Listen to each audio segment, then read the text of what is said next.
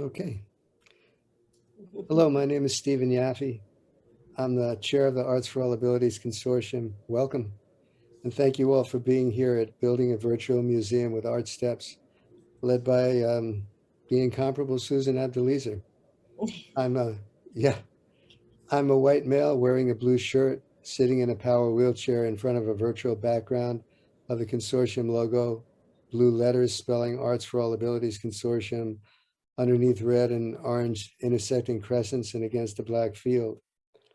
And I've been asking myself, what should I say to people who are nearing the end of 2 academic years that have been pretty large on crazy and short on solid ground? People who, despite all that, kept showing up and doing what they do. And people who, when they finally have some time off on a spring afternoon, and it's a lovely one here in New York, um, after school, come here to what? To deepen their practice. So I say, and I speak for the consortium as well as myself, respect. Nothing but respect for each and every one of you. And thanks again for being here. Also want to thank the New York State Council on the Arts for its invaluable financial support and for making today and so much of everything else we do possible. And to Fractured Atlas, a nonprofit arts service organization of which we are a sponsored project.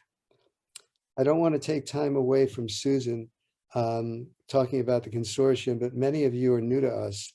So if you'd like to learn more, please go on our website. The link is in the chat. I'd also like you to take a minute to fill out a poll, which Lisa's going to put on there. It's very, very short. Take you a couple of seconds, and it'll give Susan a chance to see who is doing what in the audience. It's pretty self-explanatory. Just don't forget to hit submit. And I'll give you, a little bit of time to do that and then come back to you.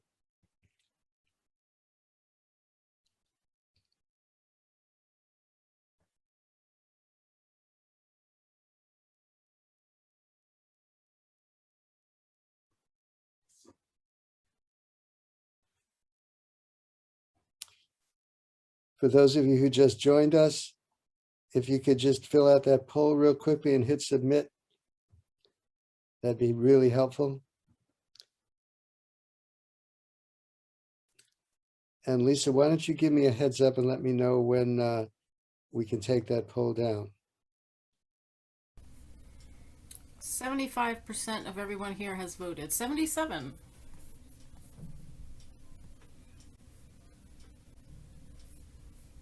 Okay, well, I guess you're mirroring the electorate of this country at this point.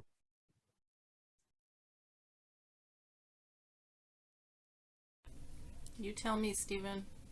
I think we'll take it down, okay? Thanks. So thanks for filling out that poll. It helps Susan have a sense of who's here and what they're doing. Anyway, just some business. When the session is over, we'd like to ask you to fill out a very brief evaluation, and the link for that will be in the chat. It's in the chat now, and we'll put it back again later. We really do pay attention to your feedback in planning our events. By the way, the form won't save responses if you turn it off or get called away before you submit it, but it's really not long. You can do it in one swoop. The link is going to be open for the evaluation for a week. We'll close it on May 18th. Let's see what else. Yes, there'll be a Q&A at the end of Susan's session. Put your questions in the chat. We'll be monitoring it throughout. In most cases, and I see that's the case right now, your videos will be off, and we ask that you keep them off along with your mics, unless we ask you to turn them on. But do note that we'll be recording the workshop and making it available to you online. We'll let you know when it's available. And we'll also may post a few screenshots on social media. So if you don't want to be recorded or appear on social media, please turn your video off, even if it may be on at some point. For those of you who tweet, hashtags and pertinent information about that are also in the chat, and we encourage you to do so.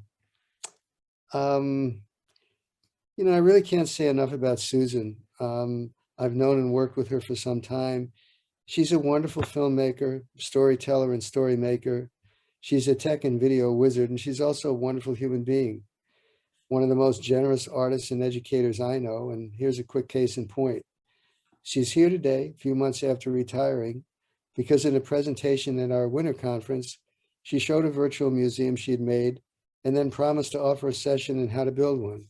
So promise is kept. You're not in good hands. You're really in the best of hands. Please welcome Susan, and I'll see you again on the other side. Susan? Hi, I'm here. um, I'm going to begin by sharing my screen.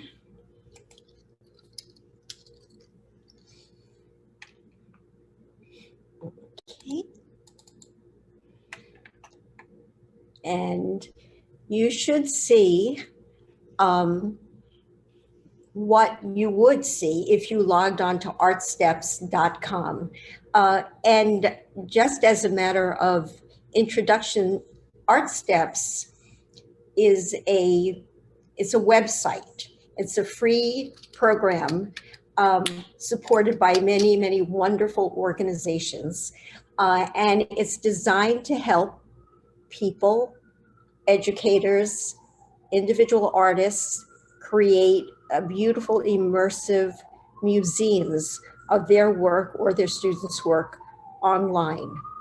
And I showed some examples of this, as Stephen said, at a conference in December.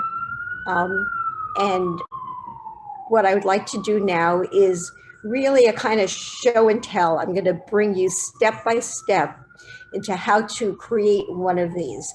But before I show you how to create one of these, I just want to show you an example for those of you who have not actually seen a virtual museum done in ArtSteps.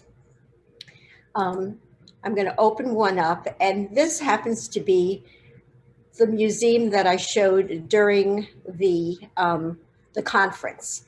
And it's just a little example called Our Stories During the Pandemic. And here is a beautiful sunny island with wind in the trees, and you have been transported into another world, and you can navigate through it.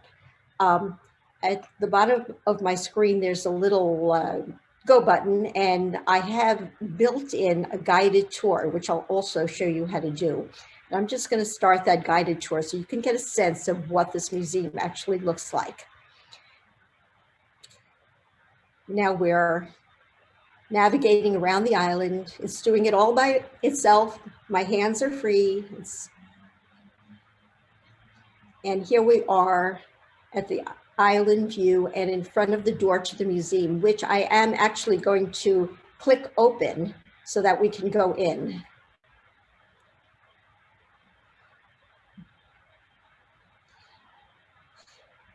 And in my little tour, I've gone to the back of the gallery so that you can see that this is actually a virtual gallery with lots of pictures. That's me and my husband with our masks on a beautiful day in Brooklyn Bridge Park. The mask being a common sight everywhere. And this is another picture from the pandemic where you see a photo in Brooklyn Bridge Park. And here is a picture of tree shadows. And I'm just going to click on this picture because my world changed during the pandemic. People wore masks. I didn't recognize my neighbors. The world grew quiet. The air got cleaner. Then it got dirty again when the cars came back. I look out of my window a lot. I never noticed the tree shadows before. So you can have an auto-navigated tour of a museum that you built with pictures that actually can talk and tell stories or describe themselves. And not just photos, you can put in images of any sort, or you could just put in audio. The choices are absolutely endless. So let me show you a little bit about how to build one of these from scratch. I'm going to click on my profile, which opens up to my ArtSteps window. And it has all my galleries in it. So the one I just showed you was our story during the pandemic. There are a few others. I did one for the disability rights movement, one myself, my world, which has many beautiful works, student artwork from District 75. And now I'm going to I'm going to start from scratch and create a gallery. So I'm going to click on create. You can see how vote on the upper right-hand side, there's a plus sign that says create, and I'll just click on that. And it opens up to a new environment for me to create a gallery. Now on the left-hand side, you'll notice that you have at the very left-hand side, there's a tab called 1, Define Your Space, and it's followed by 2, Define Your Space, Design Your Space, Add and Place Your Artifacts, Plan, Guided Tour, Publish. We're going to go through each of those steps. And the very first is to define your space. Now in the gallery that I just showed you, I actually used a template. And it was this template, sunlit template of a museum with an outdoor yard. There's an industrial template, and every once in a while they add some more, which makes it easy to have a very, very sophisticated looking museum. But what I wanted to show you today was how to create your museum from scratch. It may not look absolutely as elegant, but you have much more control over how many walls you have, how many doors you have, what you want to put on it, and how to navigate it. So I'm going to just use the create your own and use the default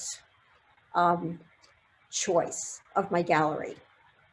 And the very first thing that you need to do when you create a museum is actually put up a few walls, which in a virtual environment is a lot easier than in the real environment. So above this create your own, there's some construction tools.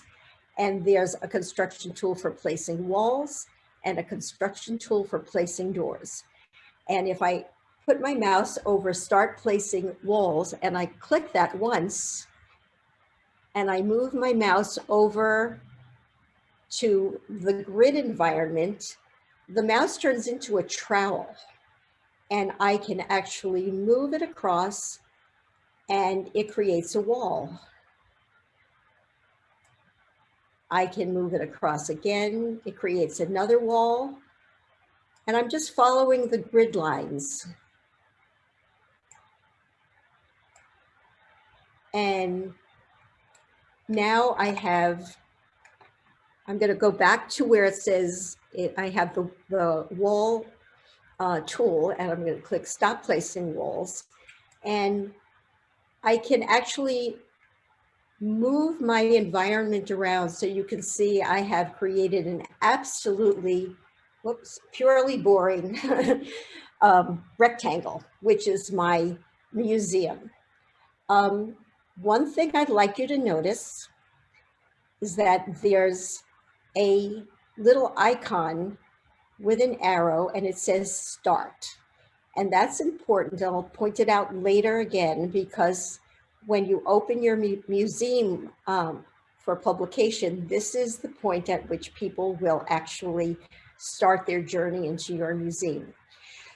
So what do we do with a museum with no walls? This is not Jean-Paul Sartre, no exit. We really want to have a couple of exits. So I'm going to go over to the door tool. It says start placing doors. I'll click on that tool and I'll bring my mouse over and I'm going to put a door on the wall. And then I'm going to turn my museum around And I'm going to put another door on the wall. So I have 2 spaces. And one thing that I have to say about ArtSteps is that while it's not the most difficult piece of software to use, it is buggy and it's not for the faint-hearted. You're going to make mistakes, things will crash, and you will still succeed in making a beautiful museum. So if things don't quite go your way, it will eventually. So now I'm going to just point out that in the line where the tabs are, all the way to the right, there's a button that says autosave on. You could turn autosave off or you can keep it on. I always like to keep it on so that I don't have to worry about constantly saving my museum, because when the program crashes, which it always does, it will remember it. So there's an optimistic side to that. Again, if you have any questions, burning questions, you can put them in the chat and Elise will interrupt me to ask those questions. The next step after you've defined your space is to design your space. And here you have a bunch of options. On the left, you can make your walls different colors. You could also add lots of textures, and I'll just give you a simple idea of how to do that. But before I do, I want you to notice that in this virtual environment, tucked way into the upper right-hand corner is what looks like a little movie camera. And if I click on that, it changes my perspective from outside the overall bird's eye view to a close-up view, which I can manipulate using either the arrow keys on my keyboard, or if you notice as my mouse moves around, there's a little green circle with some footsteps, and that allows me to manipulate and move in different directions. I'm going to click on the door because I want to go inside this museum and see what's in there, but the door is closed. Then I click on the door and it's selected in this Design Your Space tab. There's an option to open the door. And you'll notice my mouse is going up to a little icon, which is unfortunately tiny, but I'm clicking on it and there the door is open. Susan, yes. Sorry to interrupt you, but you did say you would be interrupted with a question. Absolutely. We have run from Manuela. She wants to know, how do you delete a wall? How do I delete a wall? Very easy. I'm going to go back to define my space, and I can select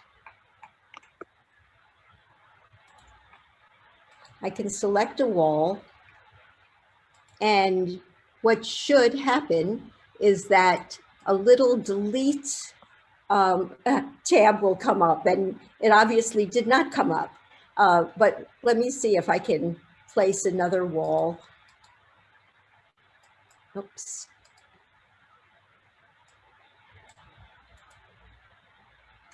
Oh, I placed another wall, and what should happen is that when I click on it, it says delete wall. Let me see if I can delete that little wall. Delete wall. So you just select it and hit delete. Is that clear? I assume it is. So anything that you put up, you can take down, which is marvelous, with no extra cost overruns. So now I'm going to go back to designing my space, which is still there because I have autosave on and it remembers where I am. When I returned to the Design Your Space, it went back into the bird's eye view, I'm going to go back up to the right-hand corner to that little movie camera, click on it, and navigate around to the other side of, I'm going to actually go on the inside of this gallery, click on my door and open the door. So this way I can go in and out when I need to. I would also like to point out something else, which I think is really fascinating. On the left-hand side, you can see where my mouse is hovering. There's actually a little map. And this is a map of what you've just created, what I've just created, or what you will eventually create. And that map is an interactive map. It shows the rectangular museum with 2 doors. And if I click on the outside of that little rectangle, I automatically navigate to the outside of my museum. So there's different ways to navigate. You can use the mouse and those 2 little footsteps to pull and push. You can use your navigate your arrows to go forward and back and to the side, or you can use your little interactive map to enter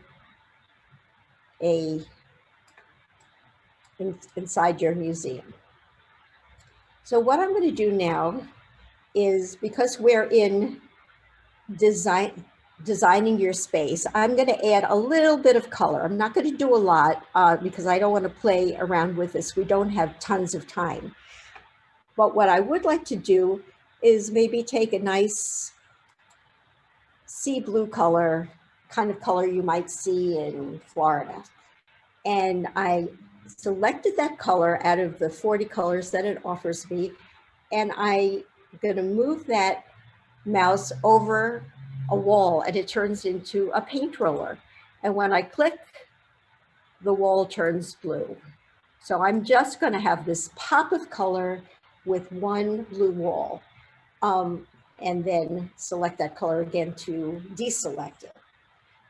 You can also change the texture of the floor and the ceiling to brick or checkerboard or cement, but I'm not going to do that right now. And one caution is, the more textures you put in your museum, the longer it will take to load.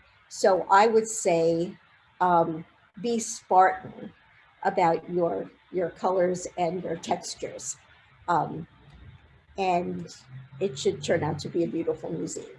So we've defined our space, we've designed our space. And also, if you don't like that blue, you can always pick another color and paint over it. You don't even need a primer. So the next part is probably the most complicated, but the most satisfying, and that's add and place your artifacts. So I have my museum here. Susan, sorry to interrupt, but we have a question and I think it's a good time for you to answer it. It says, from Rachel, right now I only see my museum in the aerial view. How do I enter to get the view that you have? Okay, Oh, right I now got I it. see. Click the record button on the right side. I see it in the aerial view too. It sort of defaults to the aerial view. And what I will have to do is go to the upper right-hand corner where there's this little movie camera, and I'm going to click that, and you should see the museum from the ground up. Do you see that now, Rachel? Yes, I do. Thank you. You're very welcome. It's kind of cool that you can pop back and forth to the aerial view and to the ground, the ground view. Part of this very fast workshop, which is not the way I ordinarily would like to do any workshops. Most of my workshops in the past have been either full day workshops or multi-full day workshops so that you can just relax and create the media and try everything out. But what you're seeing here is the possibilities of how to do this. So you can't remember every little thing, you know where you can get to even if you don't quite remember which roads to take. And there will be Susan, recording. sorry, Yes. Susan, I don't want to keep interrupting you, so maybe we will have a Q&A at the end, but here's another question for you from Danielle. Can Sure. more than one person edit the same museum for remote learning activities? That's a really good question. You can if you provide them with the same login, because when you create, when you endeavor to create a museum in ArtSteps, you have to make an account. It is a free account. It's connected to an email address. And if you want to share that email address, you can't have multiple people working on it at the same time. In this environment, that's not possible, but you can have multiple people working on it serially. So if you set up an account and for those people who you want to give access to, they can add their pictures, that you can do. Unfortunately, you can't do it, say, in a classroom where everybody is putting up their pictures. For that, you would need a whole different environment, which probably would not be free. But great question, though. There really is a great question. Ultimately, though, you can have multiple people viewing the artwork together, which is something interesting that I'll mention later.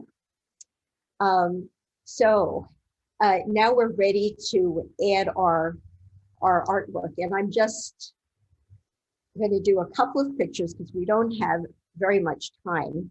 The way we put in our artifacts is we use this kind of repository on the left side, and you'll notice that there's lots of colorful images on the left side. Those are all the images that I have added for my different projects. The one thing about ArtSteps is that you have this repository. The first time you open it up, there will be nothing in this repository. But as you build multiple museums, all of your artwork gets saved in here, which is a bit of a disadvantage because you can't have an individual repository for each individual museum. But it still can be a powerful tool to present remote artwork and have kids visit it in this beautiful environment. So I want you to look at that panel to the left. And at the very top, it says display cases.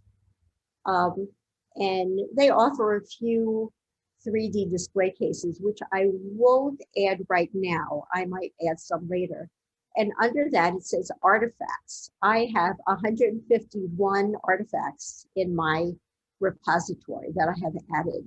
And those artifacts can be images, which means photos or digitized artwork of some sort, videos, 3D objects, and text. I basically ignore the videos because every piece of every artifact cannot be larger than 4 megabytes. I'm just going to repeat that. Every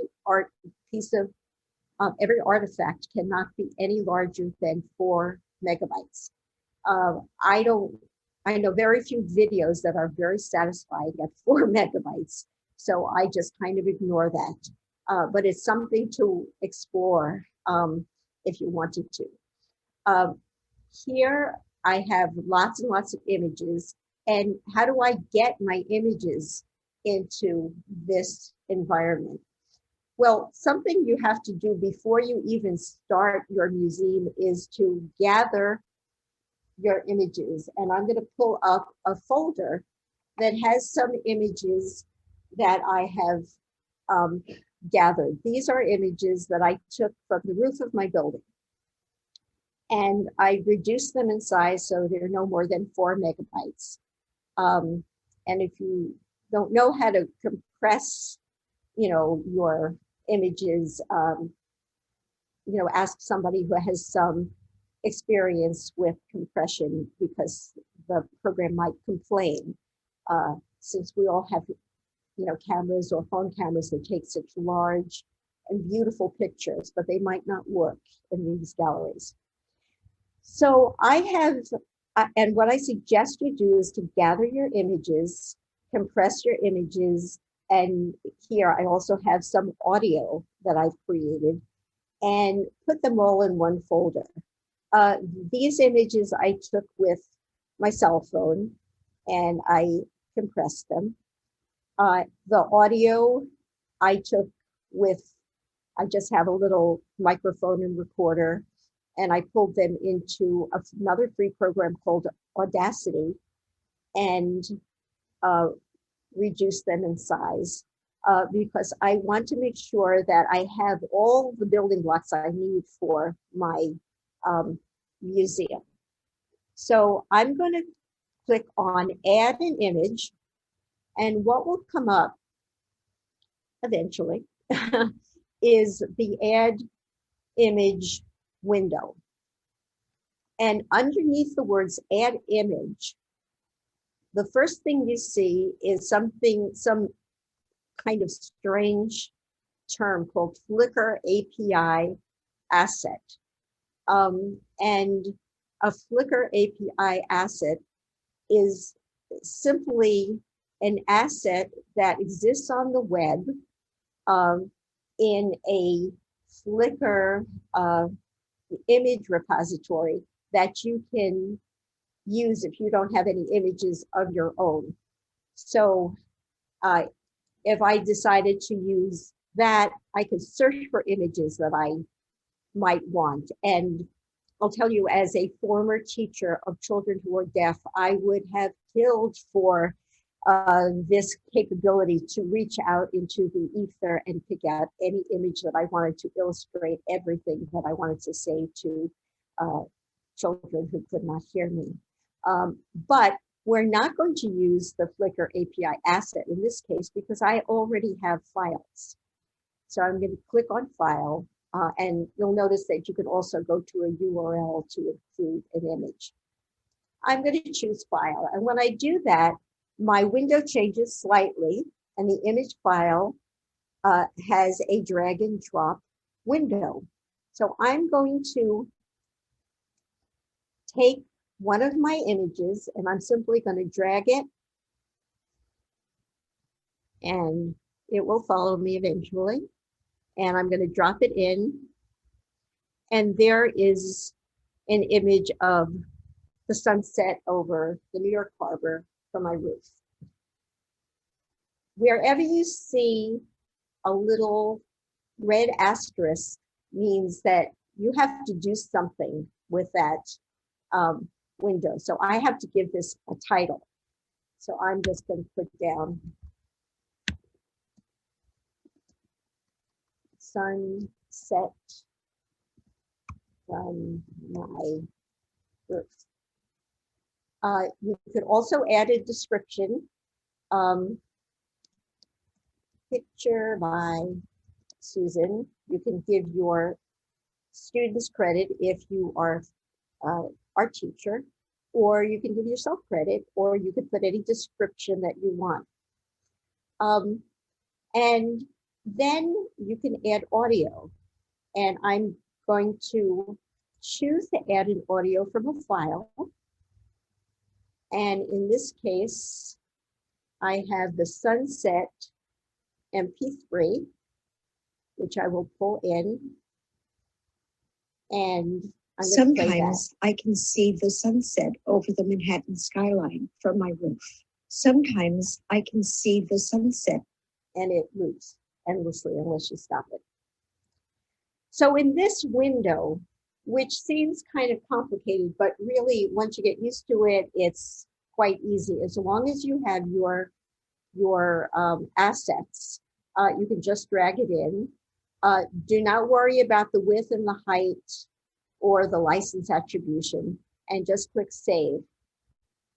And it loads your image into your repository. And here it is, the very last image you put in comes up as the very first image that you see.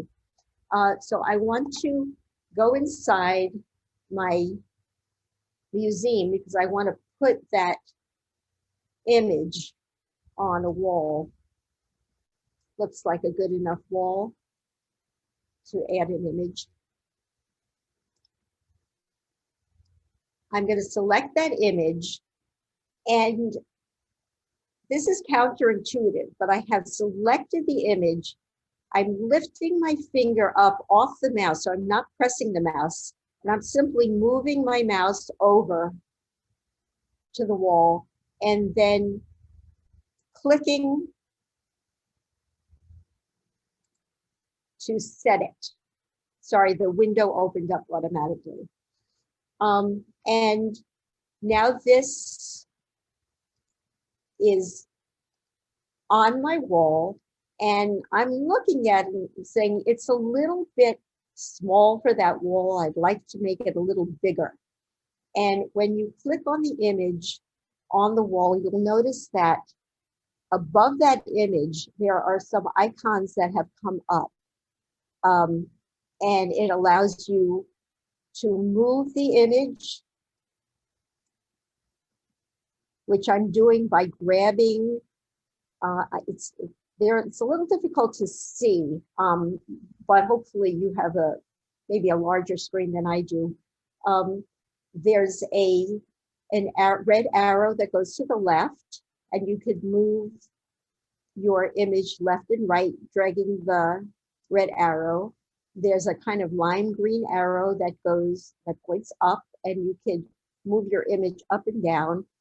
The blue square I'm not going to use because that pulls your image out from the wall. So you can actually have a painting that doesn't hang on a wall, but that just appears in the middle of your gallery, hanging in thin air, which is rather interesting.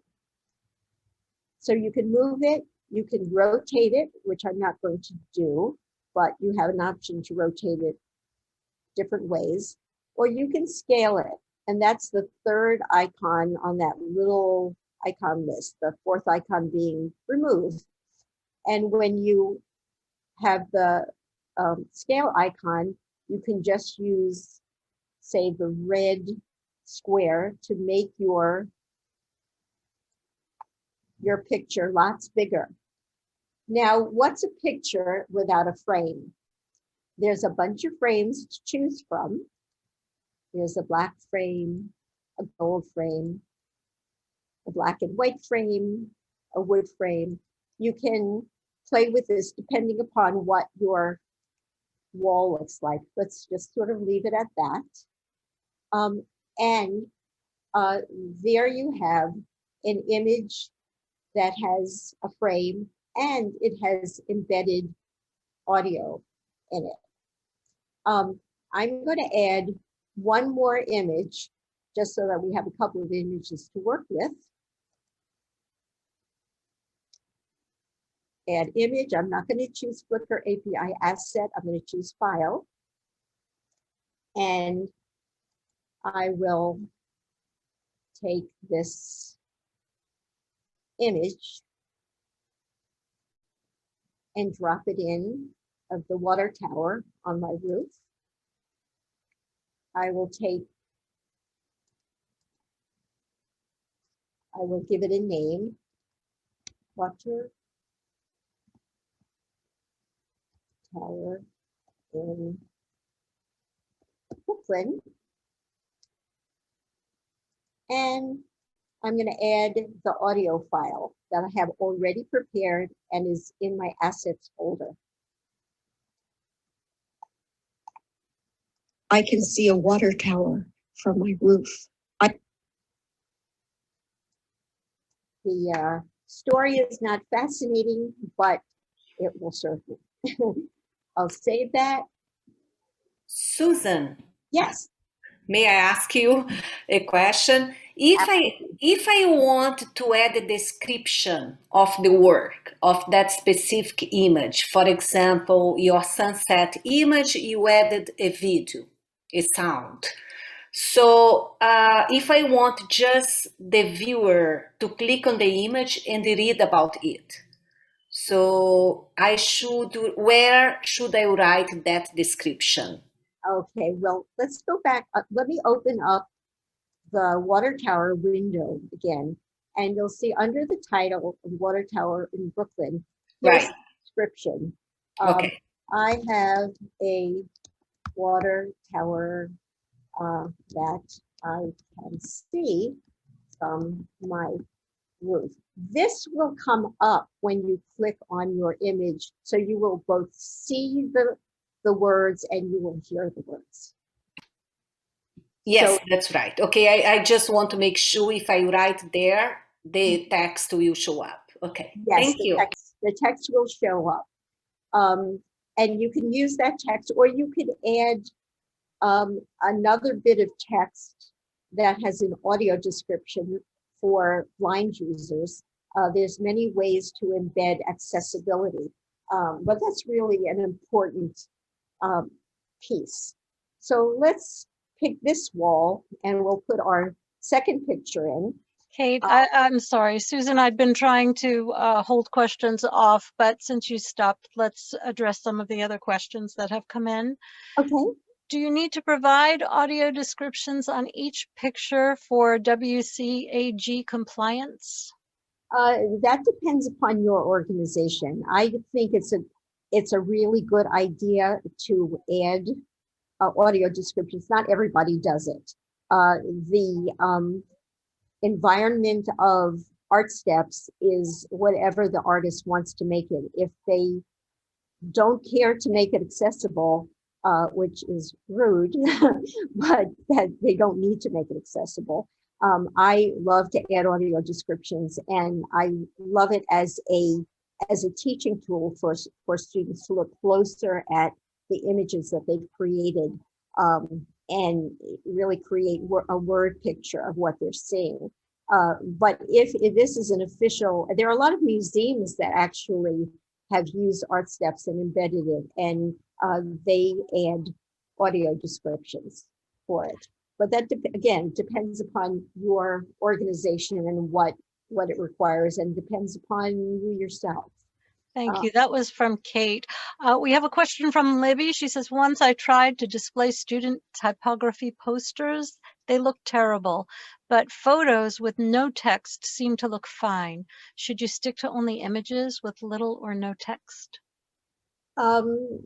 It probably depended on the, I've put in images with text in ArtSteps and it looked fine, but you could also create text images.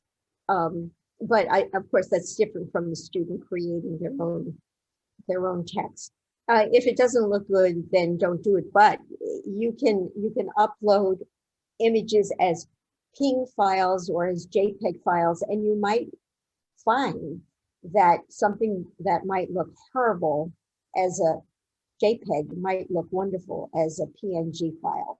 So that's something that I encourage you to just try out with your image files and see how that looks. Also, if the images are too tiny, that they might get distorted. So a 4 megabyte image file generally looks great, but I'm curious. I'm going to have to try that out. Or if you could send me an example of that, it would be kind of neat. Thank you. One more, Susan.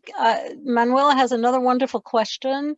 Can Yes. you export the virtual reality exhibition to your own website? I believe you can embed it in your website, which is just as good. You can save this to look at it offline, but I believe when you publish it, there's an embed code which you can include on your website to embed it, which is what a lot of museums do. That's when you get to the published portion of this. So I have never done that since I don't actually have a website to show this kind of work. But I believe it is possible to do. And I'm going to take a look at that later. Okay. Can you upload video files as well? Danielle wants to know. You can upload video files. The problem is that every file that is uploaded and included into ArtSteps it can't be bigger than 4 megabytes. And also video files, when they're uploaded into ArtSteps, loop endlessly. So if you want a looping video file that's no bigger than 4 megabytes, yes, you can do that. It's not the best environment for video. So for example, there are those who would love to include some sign explanations next to images, but you really don't have the flexibility and there isn't enough storage power in ArtSteps to include robust video. I wish there were, because I'm basically a video person. You can experiment with video. Probably short animations would be great, but it's not the best environment for video.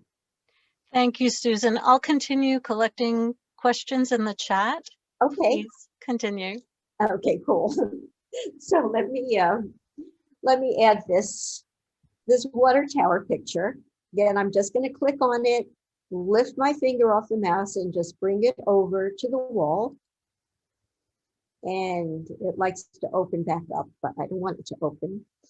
I'm going to choose scale, make it a little bit bigger, and then choose a frame. And there I have a couple of pictures. And I think that what I would like to do is go outside and add a little welcome to the outside of my museum.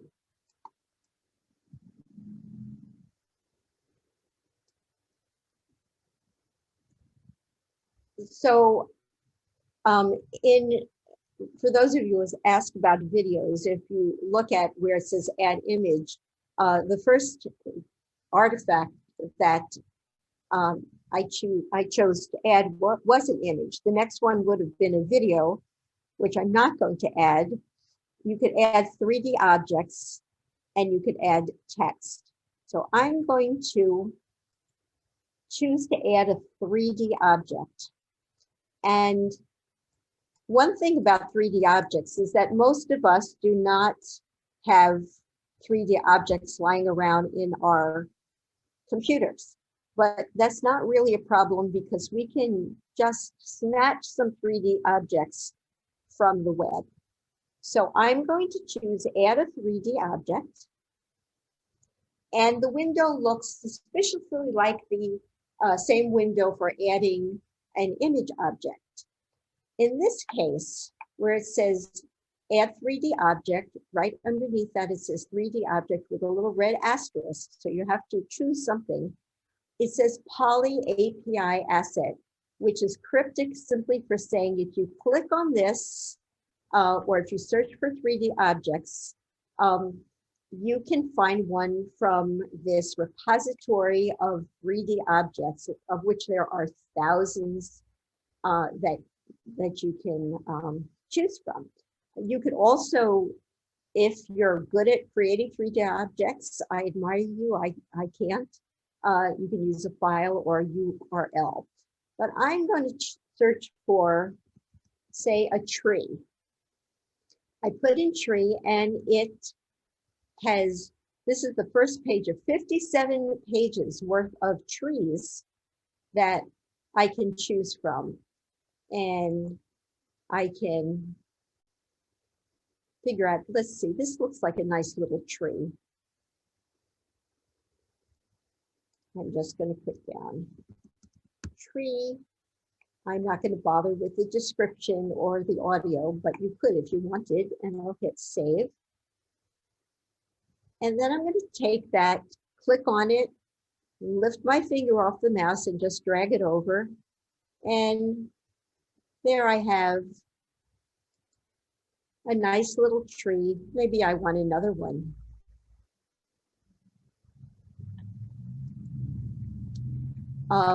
Susan, are there any suggestions for sculptures? Sculptures, that's, people have asked me that before. If you know how to turn your sculptures into a 3D object, which is not easy to do, you can add sculptures. But the way I simply have done it is just added them as, just took a picture of them and put them in the gallery. There's really no way to instantaneously upload a sculpture. You have to upload it as a 3D object, which is a little complicated to do. Not impossible, but near impossible. So sculptures are a little more difficult to put in, and I would love it if there were an easy answer for that. There may be a program which can take an image or a series of images and create a 3D object for you, which will then allow you to pull it up into your gallery. But the other thing is that any object needs to be no more than 4 megabytes. And that might be a real problem if you want a very high resolution image of a sculpture that you've done or a student has done. So sorry, it sounds evasive, but it's not such an easy thing to do. I'm going to add a bench so people can sit. Whoops, I don't want it to be too big. And I'm going to move it. I'm going to move it back a little bit. While you're decorating, Susan, Rachel wants to know, is it possible to type text onto the wall? I'm glad are you a ringer? Here we go. The next object is text. And I'm going to add text. And I'm going to type my text right into that box. I'm glad you asked that question. Welcome to the Brooklyn Rooftop Gallery. And let me see if I center this. You can choose different colors for your text. I'm just going to keep it at the gray, and I'll give it a title, Brooklyn Rooftop Gallery. You could add a description and add audio, which I don't have for this, but it's something that you can always add later if you didn't save it at the beginning. I'm going to save that.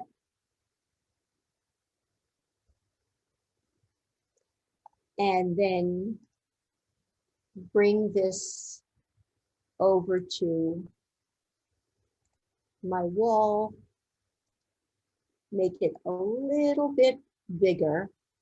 And there we have welcome to the Brooklyn Rooftop Gallery. So we've added images, 3D objects, and text.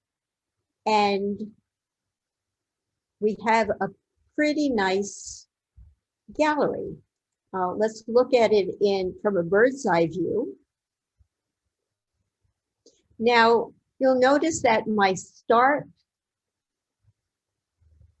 view is on the wrong side of my gallery. So I'm simply going to move it over. And I'm going to turn it around and point it towards the Welcome to the Rooftop gallery. And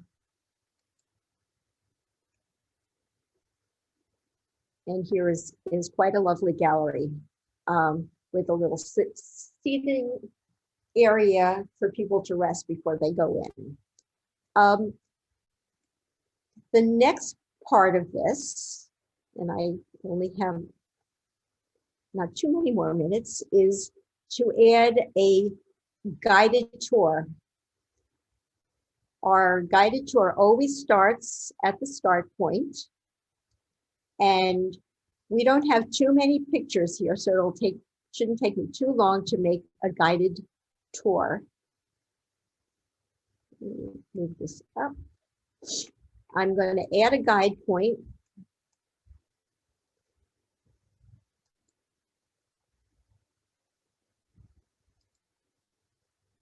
And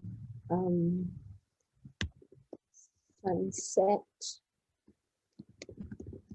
picture.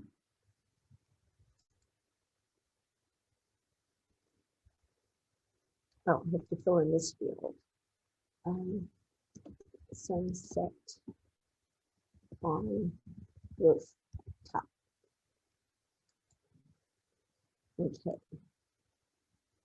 I'm going to take this guide point, and you'll notice something interesting. I'm moving around this guide point, which says number 1. You see the bird's eye view of my gallery. I'm placing it in front of the sunset picture, and on the upper right, you can tell that my view is incorrect. So I'm going to take this and rotate. Use the rotate function.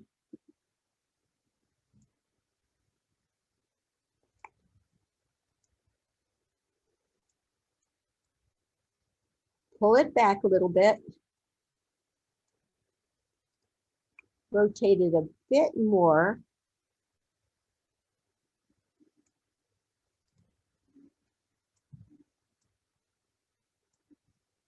And move it back so I get a nice view of my picture. This is the first stop on a self-guided tour.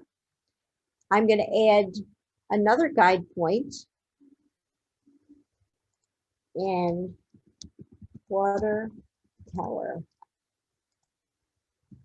Water tower in, whoops, Brooklyn. Save. And this time I'll put my second stop in front of the water tower. I have to rotate my image, and I have to move it back.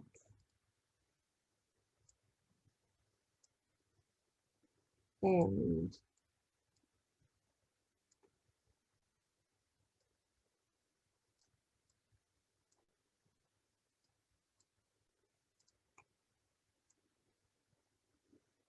there we go. Let me rotate it just slightly more so it's pointing at that. So I have these 2 guide points, which you can, if you have 40 pictures, you can make 40 guide points.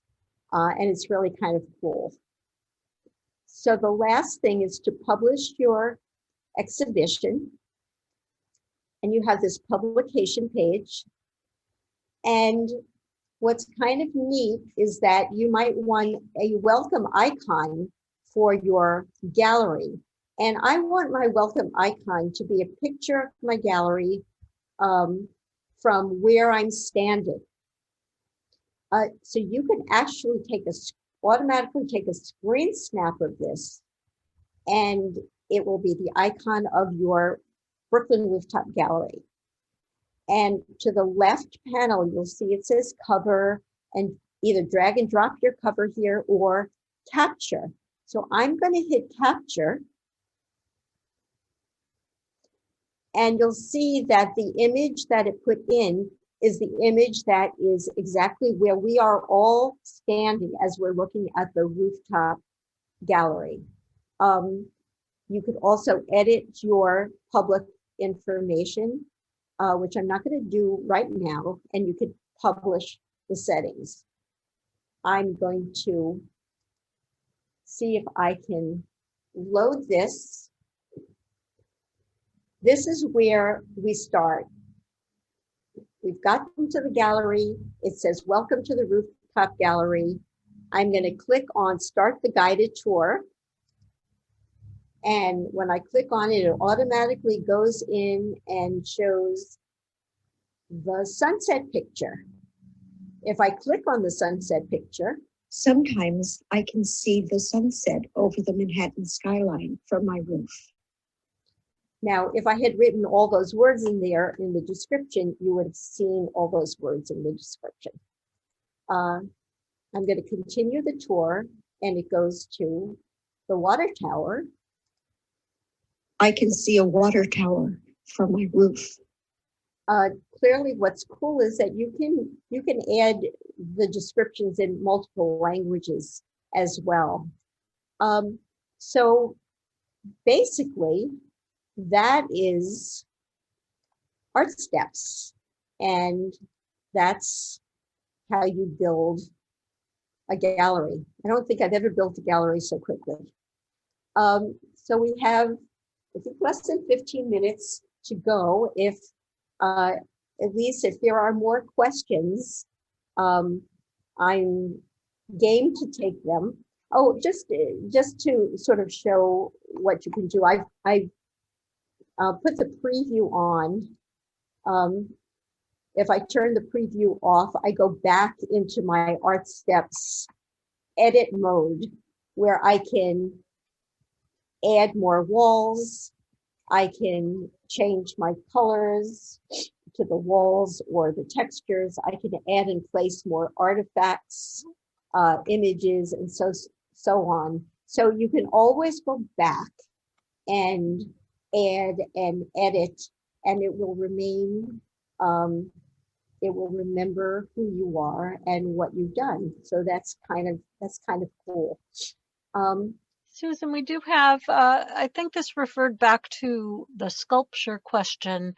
Is this the same as Google's Poly service that is shutting down on June 30th, 2021, and users won't be able to upload 3D images to the site starting April 30th, 2021? I'm not familiar with Google's Poly service. Is that simply an upload of already created 3D images, or does that create 3D images? That is a question from Patricia, Uh-huh. and she might be able to flesh that out more for us. Are you there, Patricia? Did you unmute?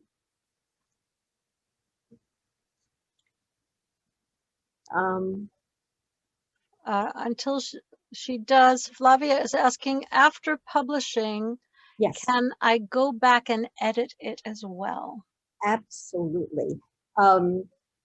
After publishing it and logging off, I'm going to go into, you will have, because you made an account with ArtSteps, which is again a free account, you can click on your account image, which mine is in the upper right hand corner, and you can click on my profile.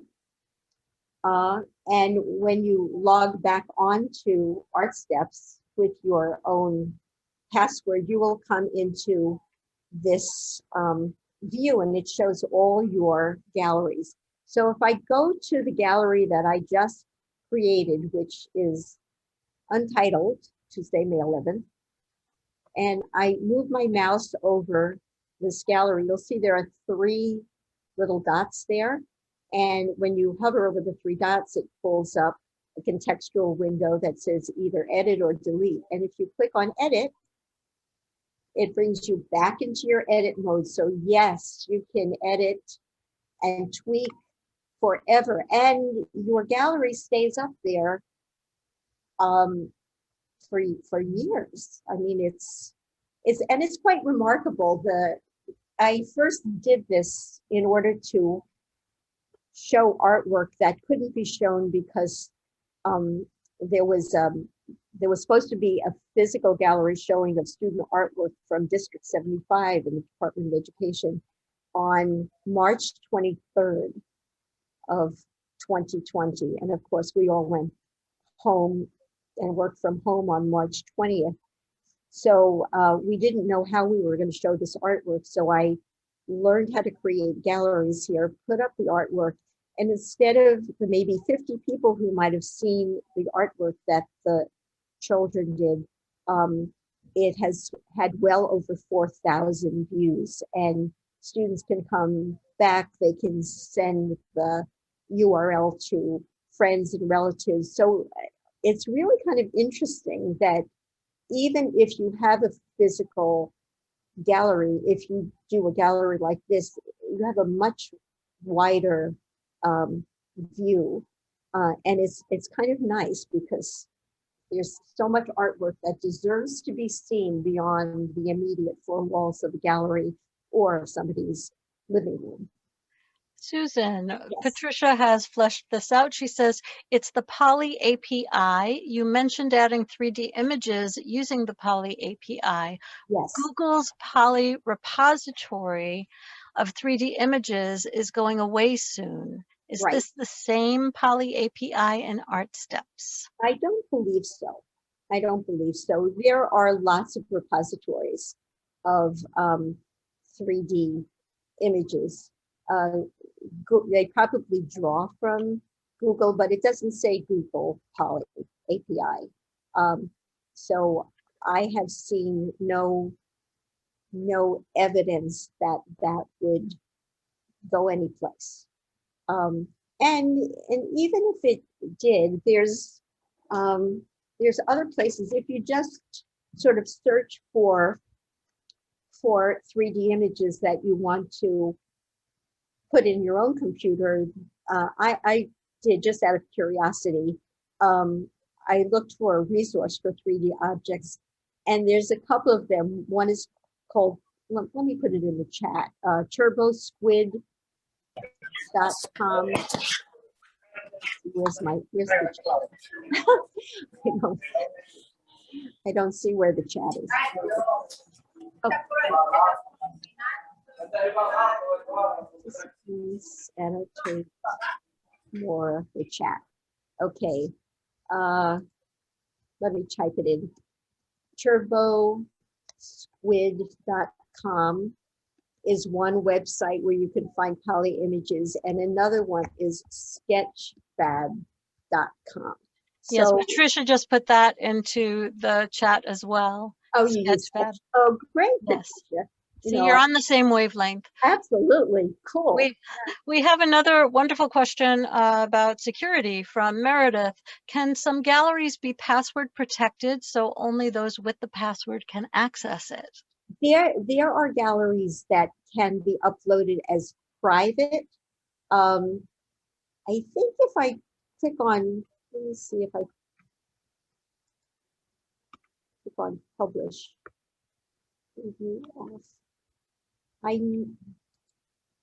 There. Here, publish settings. This says show in ArtSteps. It doesn't. So this indicates that you don't have to show it in ArtSteps, but it still has a URL. So you probably can share it without showing it publicly, which, when you're not sure if you have permission from your artists, that's probably the best way to go. I know that at one point they had a kind of a privacy setting, but ArtSteps, even though they make changes kind of glacially, they do change things every once in a while. But they also, the people who who run ArtSteps are really very good at responding to questions.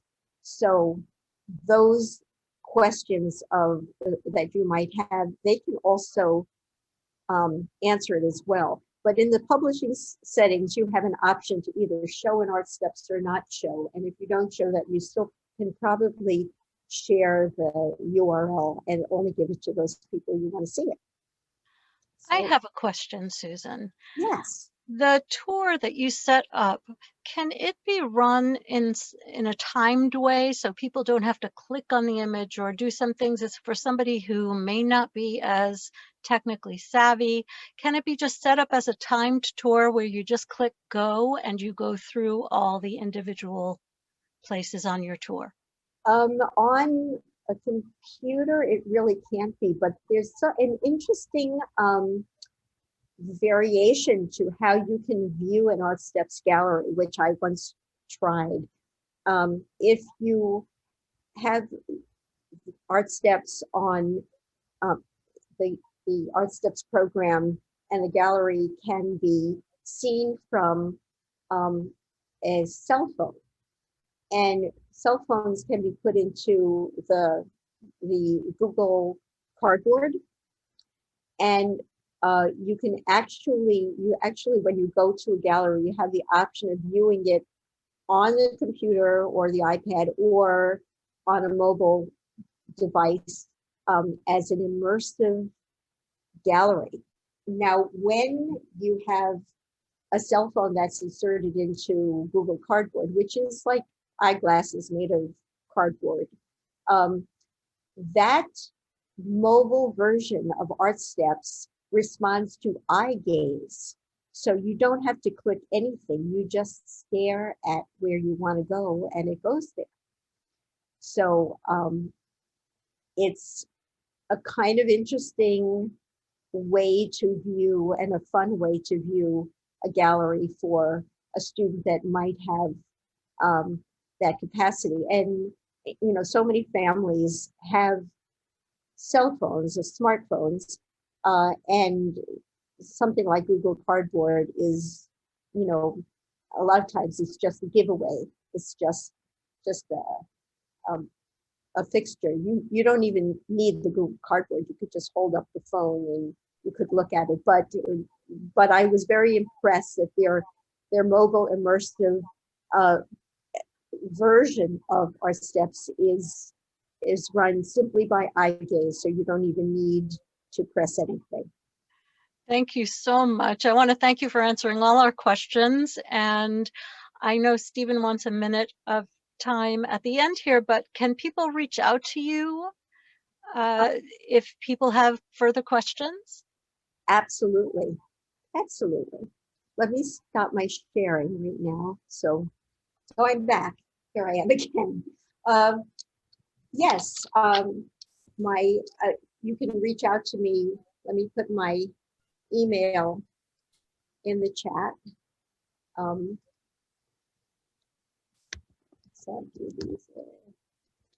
Thank you. While you're doing that, I have to agree with Rachel. She said she put her viewpoints together and it made her dizzy. The same thing happened with me.